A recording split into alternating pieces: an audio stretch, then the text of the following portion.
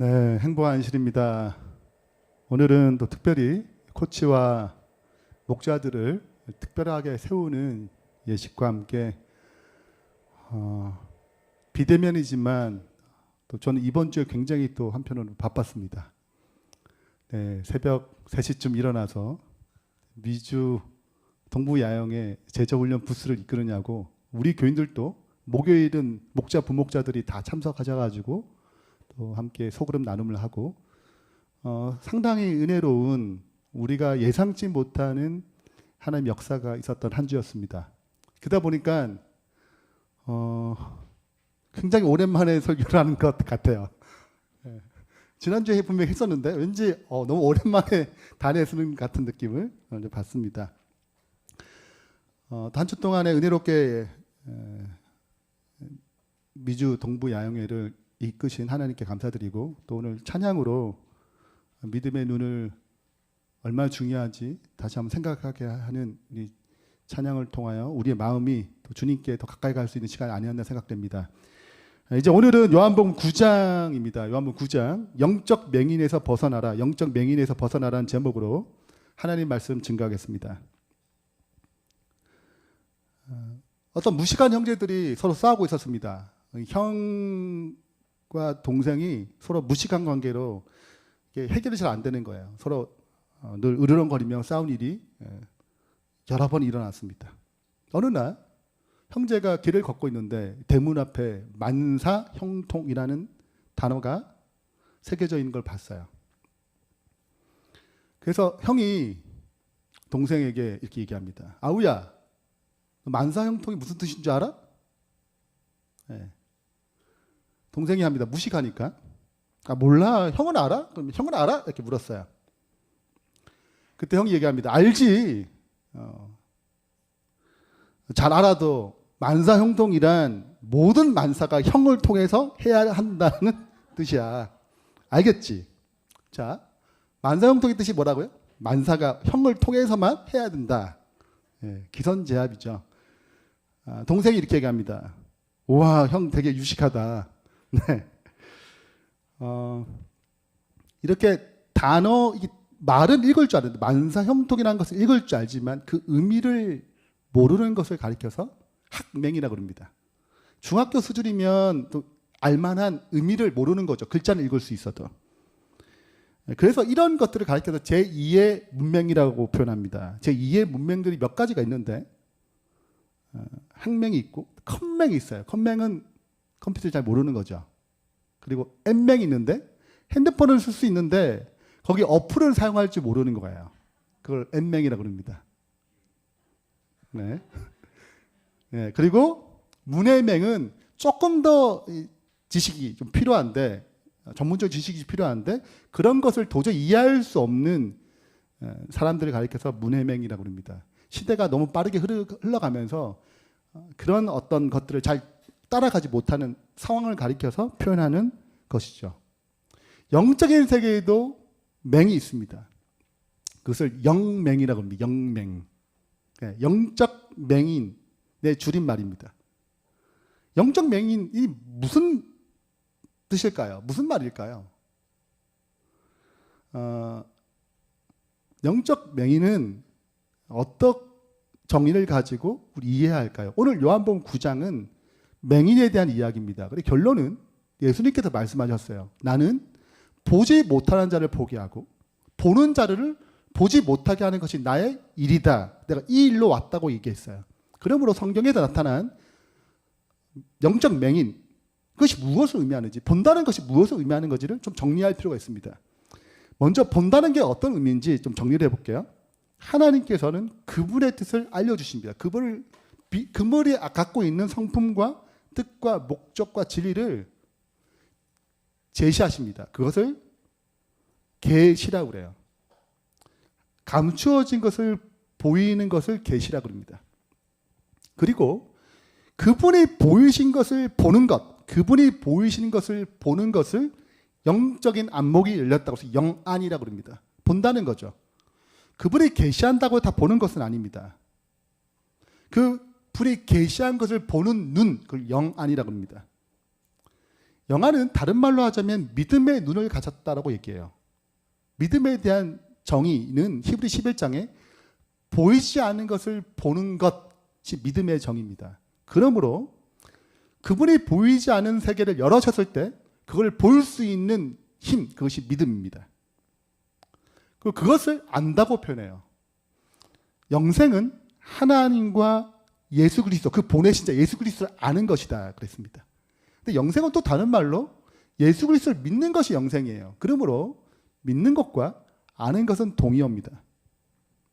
영적인 눈이 열렸어, 영안, 믿음의 눈이 가졌어, 그리고 하나님을 알아, 이런 표현들은 다 비슷한 의미를 가지고 있습니다.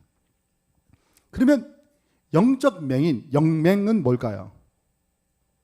뭐예요? 그분이 계시했는데 그것을 뭐 하는 거예요?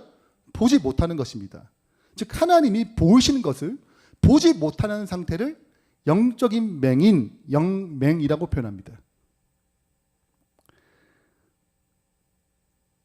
이사야서 5장 20절에 이렇게 기록하고 있어요. 악을 선하다 하며 선을 악하다 하며. 이게 가능한가요? 도둑질 나쁜 일이지, 구별되는데? 이런 차원의 얘기가 아닙니다. 보다 더 깊은 차원이죠. 성경에서 선이라는 분은 하나님이고 그 하나님이 이 땅에 오셨습니다. 근데 그 선하신 분을 가리켜서 바리새인들이, 종교 지도자들이 뭐라고 얘기하냐면 바알세불, 그분은 참된 빛이라고 얘기하는데 예수님을 가르쳐서 어둡게 하는 자라고 얘기합니다. 그러니까 악을 선하다 하며 선을 악하다 하며 흑암으로 광명을 삼으며 광명으로 흑암을 삼으며 쓴 것을 단 것으로 삼으며. 실은 우리가 많은 것들에 어떤 세속적인 우리를 타락해 하는 것들을 쓴 것인데 그것이 너무 맛있는 것이죠. 그것이 즐거우신 것입니다. 오히려 단 것, 영적인 것, 하나님을 찾는 것, 그분의 말씀은 단 것인데 그것을 어떻게 여겨요? 쓰게 여기는 것입니다. 말씀이 재미없어. 말씀은 흥미를 잃어버리는 거죠. 이것은 문제가 생긴 것입니다. 영적인 감각에 문제가 생겼어요. 분별력이 없는 것입니다.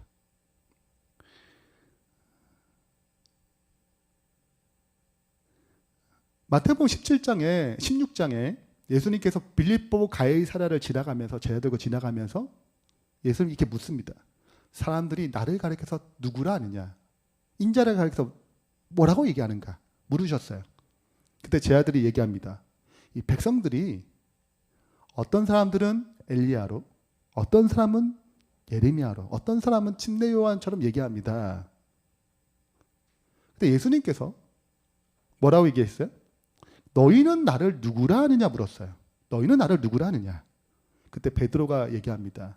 시몬 베드로가 대답하여 이르되 주는 그리스도시요 살아계신 하나님의 아들입니다 라고 얘기했습니다. 근데 예수님께서 여기서 끝나지 않으셨어요. 내 말이 옳다 이렇게 하지 않고 예수님께서 바요나 시몬아 내가 복이 있다, 이것을 고백하는 것이 뭐가 있어요? 복이 있다 얘기합니다. 그리고 이런 복된 것을 알게 하는 이는 혈육이 아니요, 혈육이 알려줄 수 없어요. 하나님의 계시는 누가 알려주는 거예요? 하늘에 계신 내 아버지만 알려주는 것입니다. 혈육이 알려줄 수 없는 것입니다. 그러니까 하나님이 알려주는 거예요. 그러므로 하나님이 계시하시고 그 계시가 무엇인지를 보게 되는 것, 알게 되는 것, 믿게 되는 것, 영적인 눈이 열리는 것, 이것은 신앙에서 굉장히 중요한 부분입니다. 근데 실은 우리가 태어날 때부터 영적인 안목을 갖고 태어난 것이 아니라 성경은 영적인 맹인으로 태어났다고 얘기합니다. 그러므로 요한복음 9장 오늘 본문은 어떻게 맹인이, 영적인 맹인이 눈을 뜨게 되는지, 영적인 눈을 어떻게 뜨게 되는지의 과정을 잘 설명해 주고 있어요. 그래서 우리가 영적인 맹인에서 영적인 믿음의 눈을 갖게 되는 과정은 어떻게 되는지를 깊이 살펴보고 우리의 눈도 항상 떠 있는 주의 백성 되길 바랍니다. 요한복음 9장에는 이렇게 시작합니다. 예수께서 길을 가실 때 날 때부터 맹인된 사람을 보신지라. 제자들이 이제 예수님 묻습니다.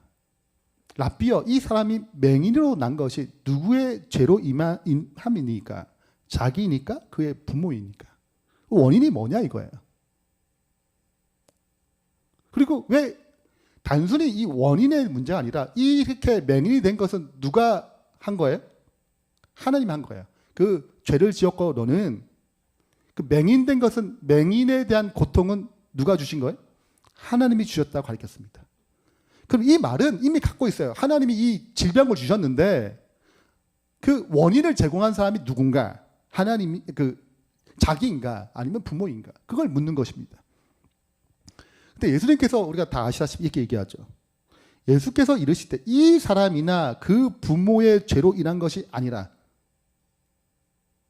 그에게서 하나님이 하시는 일을 나타내고자 하심이라.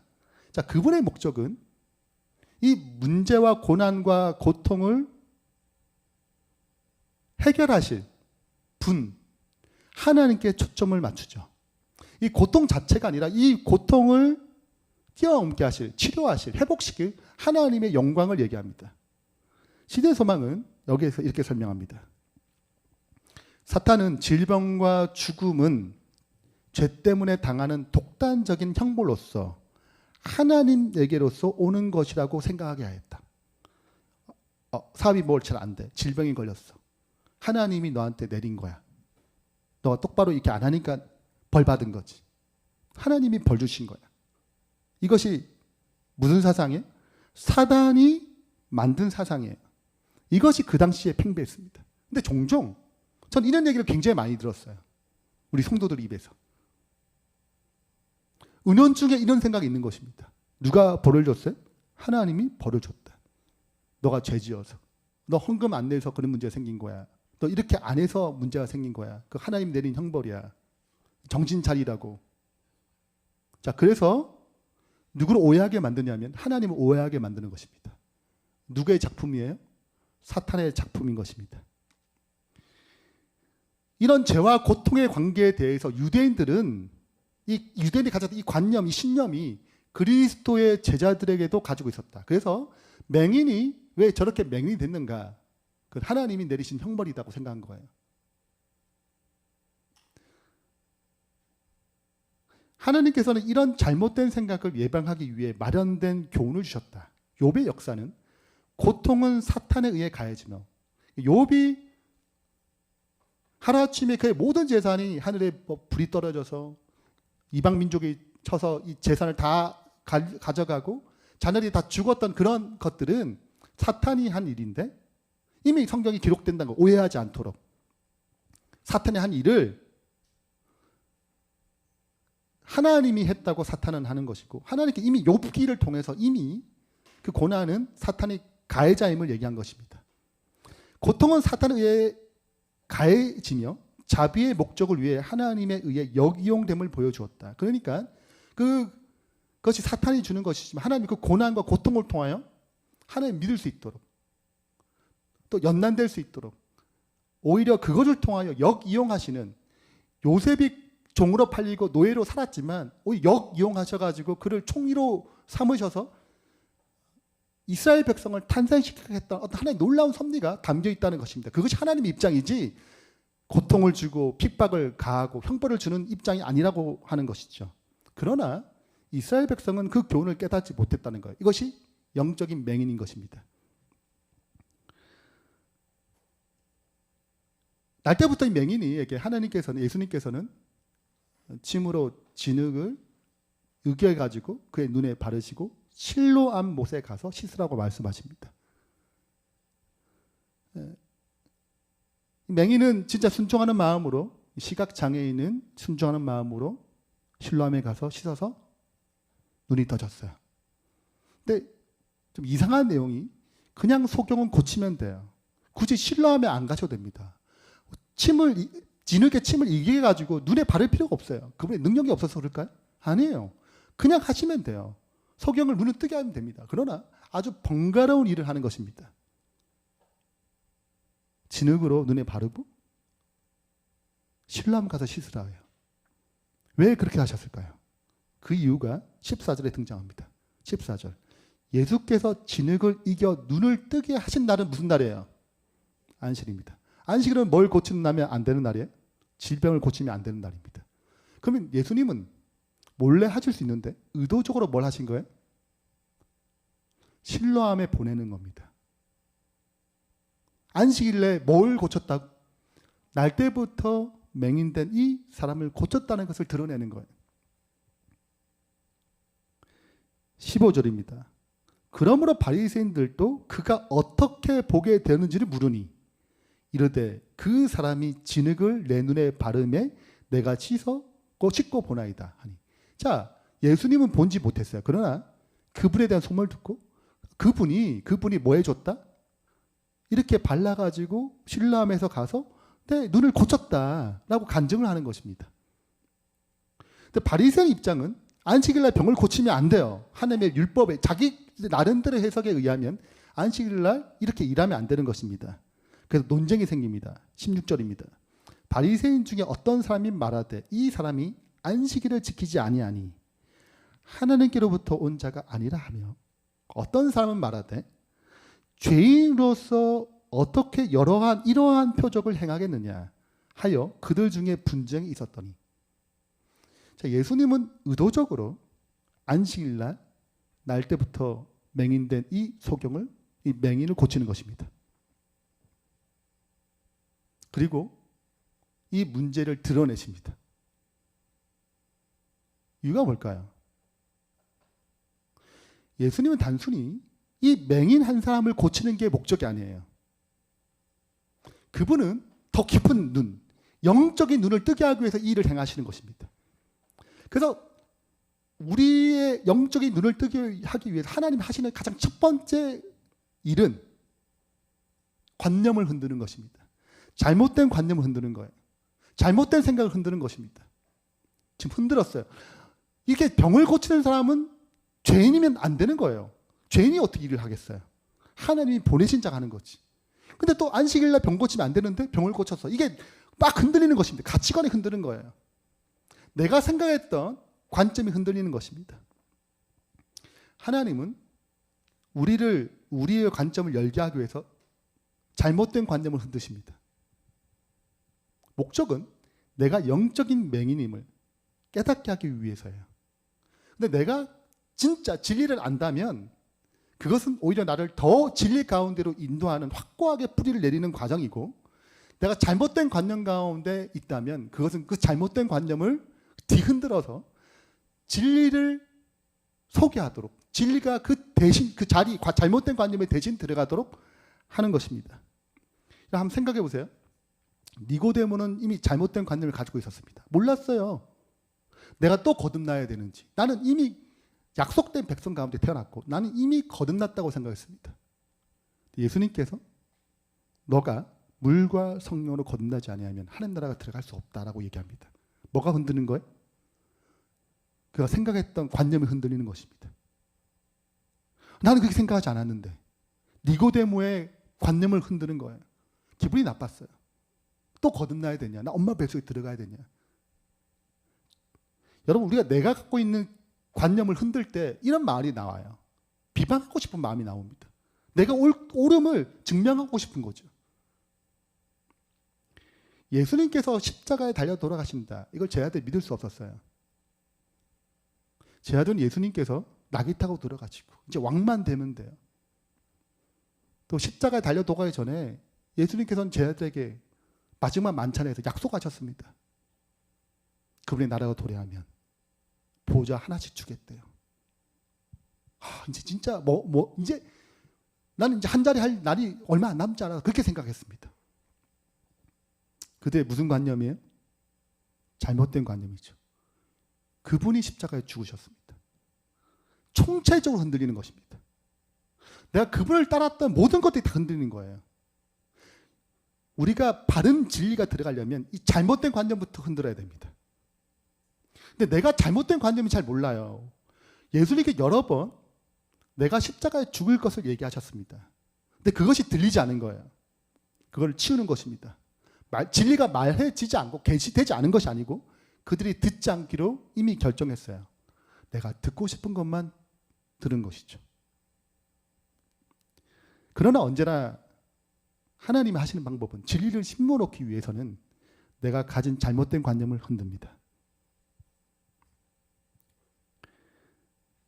저도 고등학교 2학년 때 하나님에 대한 굉장히 잘못된 생각이 있었어요. 하나님은 안 계시다. 하나님 계실 수가 없다. 이런 분이면 하나님이냐. 제가 고등학교 2학년 때 휴학을 하면서 하나님에 대한 모든 관점이 바뀌었습니다. 하나님은 안 계시다. 진화론이 맞다. 그런 것부터 시작해가지고 모든 관념이 바뀌었어요. 잘못된 관념이 뿌리 내리기 시작했죠. 그래서 어중간해 믿는 신앙 있는 애들을 긴가민가한 애들을 다 설득해가지고 진화론이 맞아. 그래 형? 뭐 이렇게 해가지고 이렇게 전도했던.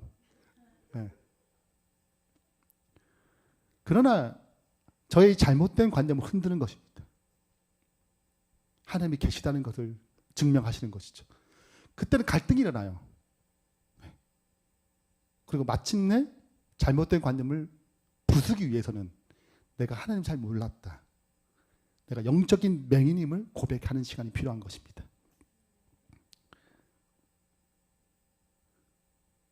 이 맹인이 진짜 맹인인가? 진짜 날 때부터 맹인인가? 확인하기 위해서 부모를 찾아갑니다. 얘가 진짜 날 때부터 맹인이야? 그런가요? 혹시 사기친 거 아니에요? 원래 아닌데 마치 눈을 뜬 것처럼 거짓으로 기적을 일으킨 게 아니냐라고 따져갔지만 맹인의 부모님이 얘기하죠. 진짜 태어날 때부터 얘는 맹인으로 태어났다라고 얘기합니다. 그래서 다시 불러요. 그들이 맹인이었던 사람을 두 번째 불러 이르되 너는 하나님께 영광을 돌리라. 이건 분명히 뭘 고친 거 맞아요? 병을 고친 거 맞아요. 그러니까 하나님께 영광을 돌리고 우리는 이 사람 예수는 죄는 줄 아노라. 그러니까 예수를 찾지 말라는 것입니다.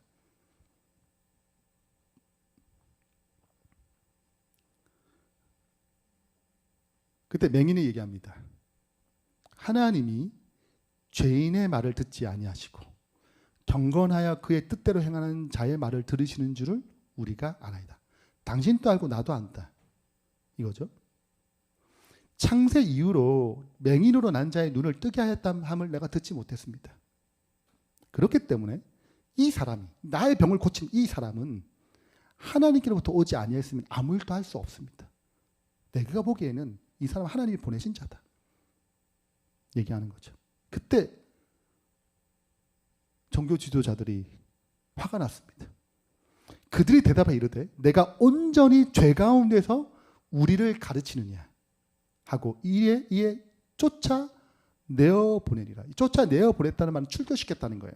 너는 이제 유대교회에서 예수를 인정하는 자한테 출교시켰어요. 이제는 이제 거의 막바지 흘러가는 것입니다. 여러분, 첫 번째가 하나님을 흔드세요. 잘못된 관념을 고치기 위해서는 흔들어야 합니다. 그것이 잘못되었다고 인식을 해야 되거든요. 내가 잘못 알고 있구나 이걸 인식을 시켜야 됩니다. 그래서 흔드세요. 그러면 이 흔들 때 두 가지 부류가 나타납니다. 이게 두 번째 단계예요. 첫 번째는 내가 맹인임을 인식하는 것입니다. 그 겸손히 진리를 찾고자 하는 태도가 있어요. 지금 맹인이 고백처럼 진리를 찾아가고자 하는 겸손한 마음이 있는 것입니다. 그러나 두 번째는 본다고 하는 자, 모든 걸 판단하고 하는 자, 그들은 잘못된 관념을 고집합니다. 이것이 두 번째 과정이에요. 이게 뒤흔들 때 여전히 내가 잘못된 관념을 고집하거나 아니면 이게 좀 문제가 있구나, 내가 잘못 알았구나 하면서 진짜가 무엇인지 찾아가는 과정, 이 두 가지를 선택해야 되는 것입니다.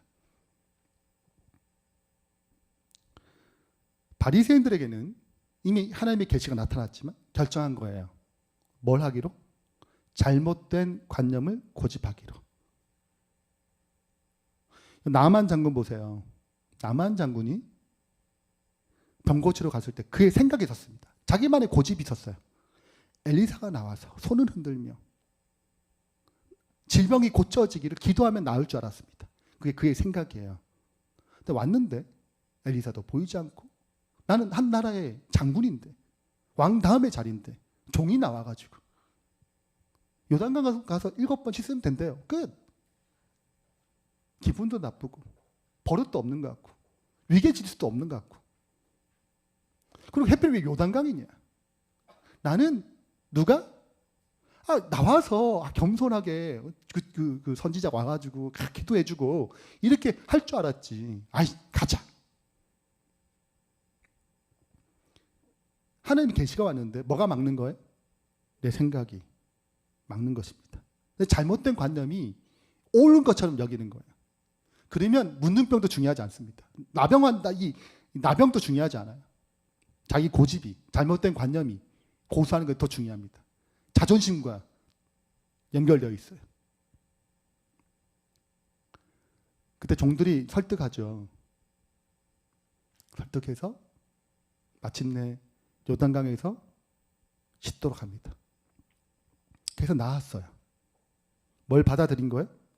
내가 맹인임을 받아들인 것입니다. 내가 모름을 받아들인 것입니다.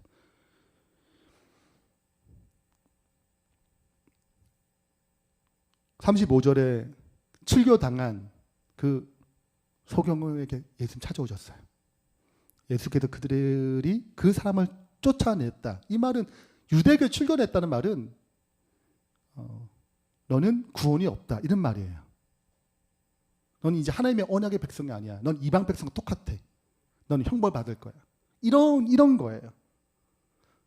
근데 그 말을 듣고 예수님께 그들이 그 사람 쫓아냈다 말을 들으셨더니 그를 만나서 이르시되 내가 인자를 믿느냐. 인자라는 말은 다니엘 7장에 처음 사용했습니다. 하나님 편에. 지극히 높으신 이가 인자로 표현되어 있어요. 사람의 아들로. 그 지극히 높으신 그분이 뭐가 되셨다는 거예요? 우리의 구원을 위해서 사람의 아들 인자가 되셨다는 것입니다.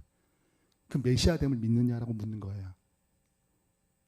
대답하여 이르되 주여 그가 누구시오니까 내가 믿고자 하나이다. 예수께서 이르시되 내가 그를 보았거니와 지금 너와 말하는 자가 그이니라. 이르시되 주여 내가 믿나이다 하고 절을 하는지라.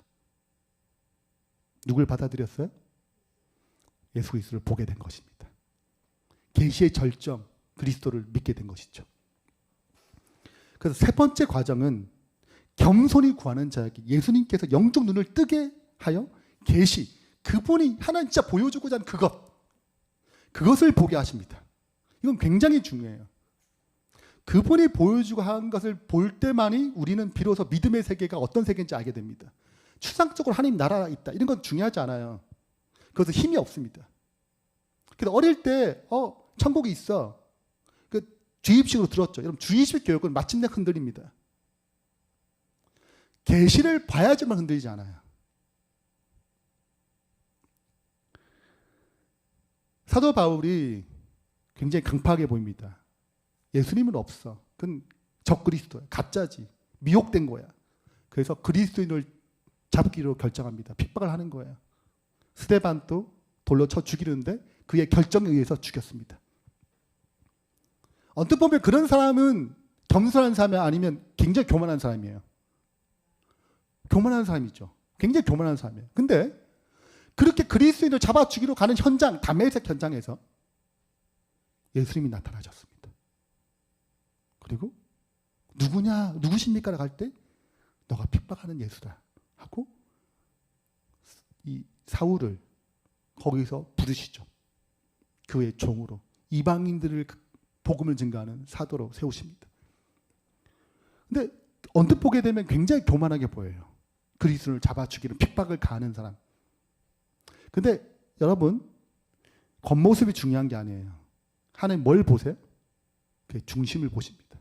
이미 사도 바울 마음 가운데 뭐가 있는 거예요? 스데반의 사건으로 진리를 찾고자 하는 마음이 생겼습니다. 갈등이 생겼어요. 고민이 생겼어요. 그걸 아시고 다메섹에서 나타나신 것입니다. 예수님이 이게 다메섹에 나타났다고 믿는 게 아니에요. 어떤 사람에게 중심이 진리를 찾고자 하는 그 겸손한 자에게 그분의 계시가 열리는 것입니다. 그분의 뜻이, 그분의 성품이, 그분의 목적이 열리는 거죠. 여러분 가룟 유다를 보세요. 가룟 유다는 예수를 쫓았습니다. 모든 기적을 경험했고 친히 자기도 뭘 했어요? 기적을 행했습니다. 근데 뭘 내려놓지 않으니 자기의 생각을 결국 내려놓지 않으니 누굴 죽여요? 예수님을 죽이는데 예수님 돈으로 파는데 사용합니다. 중심에 자신을 내려놓지 아니하면 결국 내 생각대로 행합니다. 그 내 생각이 옳은 줄 알아요. 자기가 옳다고 생각하면서 예수님을 팔았습니다.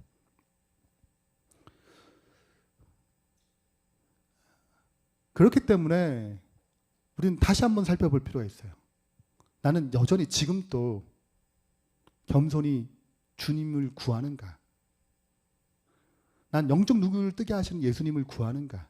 이런 마음이 우리에게 필요한 것입니다. 사도 바울이 이를 위해서 기도합니다. 에베소서의 1장 17절 우리 주 예수 그리스도의 하나님 영광의 아버지께서 지혜와 계시의 영, 성령님이에요. 성령님의 또 다른 표현 지혜의 영, 계시의 영입니다. 계시, 감춰진 걸 보여주시는 분을 너희에게 주사 누굴 알게 하시고 하나님을 알게 하시고 또 너희 마음의 눈을 밝히사 그의 부르심의 소망이 무엇이며 성도 안에서 그의 기업의 영광의 풍성함이 무엇이며 그의 힘의 위력으로 역사심을 따라 믿는 우리에게 베푸신 능력의 지극히 크심이 어떠한 것을 너희로 알게 하기를 구하노라. 자, 이걸 전제가 뭐예요? 이걸 알려면 모른다는 게 전제여야 돼요. 알면 왜 구해요? 모르는 것을 전제로 할 때만 이 기도가 응답이 있는 것입니다. 내가 보지 못하기 때문에 이런 기도가 필요한 거예요. 내가 안다면 왜 이런 기도를 하겠어요? 내가 모르기 때문에. 여전히 하나님의 그 놀라운 위력이 모르기 때문에, 그 능력이 모르기 때문에, 그 기업의 풍성함이 모르기 때문에 구하는 것입니다.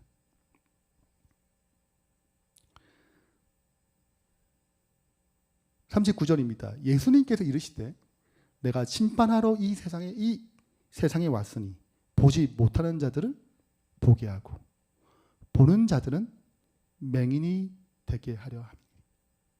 자, 어떤 자가 보게 돼요? 계시는 누가 봐요? 보지 못하는 자에게만 계시가 열립니다. 누가 보지 못해요? 그 계시를. 본다고 하는 자들은 보지 못합니다. 이 얘기를 소경에게 그 인자에 대한 고백을 받은 후에 사람들 앞에서 얘기합니다. 그랬더니 바리새인이 이 얘기를 듣고 이렇게 얘기하죠. 비아냥거립니다. 바리새인 중에 예수와 함께 있던 자들이 이 말씀을 듣고 이르되 우리도 맹인인가? 자기를 뭐 하는 자예요? 본다고 하는 자들이군요. 그러니까 우리 맹인인가? 이렇게 비아냥거리는 것입니다. 그때 41절입니다. 예수께서 이르시되 너희가 맹인 되었더라면 죄가 없으려니와 본다고 하니 너희 죄가 그대로 있느니라. 시대소망은 이것을 이렇게 설명합니다. 그때들은 볼 수 있는 능력을 갖고 있다고 믿으면서 시력을 얻을 수 있는 유일한 방법을 거절한다. 부족을 인식한 모든 사람들에게 그리스도께서는 무한한 도움을 가지고 오셨다. 자, 어떤 자에게만 역사해요? 부족을 인식한 사람에게만 역사합니다. 내가 잘 보지 못해, 알지 못해요 라고 고백하는 자들에게 역사한다니까요. 내가 좀 알아. 그들에게 역사를 안 돼요. 제자훈련 좀 경험했어요. 우리 소급적 경험했어요. 제자훈련 다 했고 우리 니도 과정했어요. 그 좀 안다는 자에게는 더 알 수 없어요. 계시는 그렇게 역사하지 않습니다. 그분을 알수록 실은 더 모르는 것입니다. 그분의 세계가 너무 크기 때문에. 그러나 바리새인들은 부족을 고백하려고 하지 않았으며 그래서 그리스도께 나오기를 거절하였다. 그런 까닭에 그들은 그들의 자신의 죄에 타신 우매함에 빠졌다. 예수께서는 너희 죄가 그저 있느니라고 말씀하셨다. 여러분은 하나님 앞에 어떤 자입니까? 보지 못하는 자예요? 아니면 본다고 하는 자예요? 좀 안다고, 책 좀 읽었다고 저에게도 무슨 유혹이 오는 것입니까? 좀 본다고 하는 것입니다. 너네 좀 알아. 근데 이런 마음을 가진 즉시 이 교만함이, 이 우매함이 더 이상 하나님이 내게 주신 계시를 보지 못하게 만듭니다. 사도 바울의 기도는 아까 사도행전 1장 17절 사도 바울의 기도는 내가 맹인된 자, 내가 부족하다고 생각하는 자, 하나님 잘 알지 못한다고 고백하는 자에게 베푸시는 축복이에요. 항상 하나님 앞에 어떤 자로 서야 돼요? 보지 못하는 자로 서는 주의 백성 되길 바랍니다. 2020년 작년이죠. 2기 선교지 소식의 제목이 영적 시각 장애인이에요. 이 내용은 어스테인이라는 평신도 지도자의 간증을 기록했습니다. 30세 때 그는 이제 설교를 듣는데 그때 평신도가 설교를 했는가 봐요. 좀 누추하게 보이는 한 남자가 올라와서 설교를 했습니다. 감동을 받았어요. 근데 감동을 받긴 받는데 저 주제는 성서적이지 않은 것 같아. 은혜는 있는 것 같은데 저건 잘못 설명하는 건데 이렇게 자꾸 생각이 드는 거예요. 마음이 불편하죠. 그러면. 근데 설교를 끝나고 또 같이 기도도 했어요. 마음이 더 불편해. 그래가지고 저 남자가 얘기했던 것이 틀리다, 잘못됐다라는 것을 검증하기 위해서 성경을 다시 보기 시작합니다. 17세 집례를 받고 5대째 재림교인이 5대째. 예, 저는 2대밖에 안 되는데 5대째예요. 5대째. 그래서 1년 동안 열심히 그 남자의 말이 잘못됐다고 증명하기 위해서 열심히 보지만 마음의 혼란만 더 가득한 것입니다. 더 모르겠어요. 너무 괴로운 것입니다. 그런 어느 날 성경을 보다가 이 맹인에 관련된 글을 읽다가 하나님께 그에게 이렇게 말하는 걸 들었어요. 너가 곧 맹인이다. 그 글을 좀 인용하면 이렇습니다. 5대째 재림교인인 자신이 평생을 예수님과 함께 했다고 했지만 성령님께서 자신의 눈을 뜨게 해달라고 구하는 대신에 자신만의 사고방식에만 집착함으로 영적으로 눈을 멀었다는 사실을 깨달았습니다. 예수님은 그를 떠나지 않았지만 그는 자신만의 진리에 대한 사랑으로 인해 예수님을 떠날 위험에 처해 있었습니다. 그 설교자를 반증하려고 했던 그 시간 동안 그는 한 번도 자신의 눈을 뜨게 해달라고 주님께 기도한 적이 없었습니다. 이미 내 입장이 있는 거예요. 내 입장을 가지고 이제 저것을 이제 쳐내려고 이미 결정한 것입니다. 바리새인들이 여러분 조금만 마음을 열면 그분이 하나님임을 알 수 있어요. 그는 이미 내 입장을 결정했습니다. 저 사람 죄인이라고 결정했기 때문에 그 입장을 고수해서 예수님을 몰아가는 것이죠. 이 사람도 그랬습니다. 그는 단지 그 설교자가 틀렸다는 것을 증명하고 싶었을 뿐이었습니다. 진리를 찾고자 하는 것이 아니에요. 근데 처음으로 어스테인이는 눈을 감고 자신의 눈이 뜨이게 해달라고 기도했습니다. 그날로부터 성경은 저를 위해 살아났습니다. 여러분 어떤 태도로 성경을 보세요? 어떤 태도로 하나님 앞에 나갑니까? 정말 내가 맹인이라는 입장으로, 내가 잘 알지 못하는 입장으로, 내가 어떤 사람을 대할 때 어쩌면 내가 다 아는 입장으로 너무 판단하고 나가는지 우리 삶을 돌아볼 필요가 있습니다. 오늘 주제곡인데요. 눈앞에 산이 커 보여 넘을 수 없는 벽 앞에 두려움이 쌓일 때 내 마음 깊은 곳 보이지 않는 믿음의 눈을 뜬다. 이게 기회죠. 믿음을 경험할 수 있는 믿음의 눈을, 맹인의 눈을 뜰 수 있는 기회입니다. 보이지 않는 눈, 믿음의 눈은 보이지 않는 주님을 보게 하네. 보이지 않는 눈, 믿음의 눈을 뜰 때 저 높은 산 위로 믿음의 세상이 펼쳐져. 어떤 게 펼쳐지는가? 진정한 주권이 어디에 있는지, 온전한 지혜가 어디서부터 오는지, 지금 내 싸움은 무엇을 향한 것인지, 믿음의 눈을 뜰 때 더욱 선명해지는 주님의 임재. 여러분 하나님 앞에 어떠한 모습을 서기 원하십니까? 그동안 어떤 모습으로 섰습니까? 종종 내가 맹인인 된 것을 잊을 때가 있어요. 다 아는 것처럼 행동할 때가 있습니다. 내 부족한 지식을 가지고 하나님을 판단할 경우가 있어요. 욥도 그랬습니다. 욥을 자기가 갖고 있는 하나님의 관점으로 하나님을 판단했어요. 하나님이 다시 계시를 여십니다. 자기의 부족한 시각을 깨닫게 됐어요.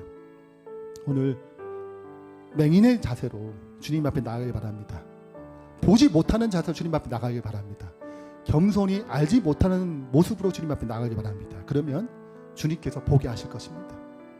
주님께서 눈을 뜨게 하실 것입니다. 주님의 역사하심을 보게 될 것입니다. 그런 축복이 임하기를 바랍니다. 결론을 맺겠습니다. 영적인 맹에서 벗어나는 방법은 그분이 인도하십니다. 제일 먼저 우리의 관념을 흔드세요. 우리의 잘못된 생각을 흔드세요.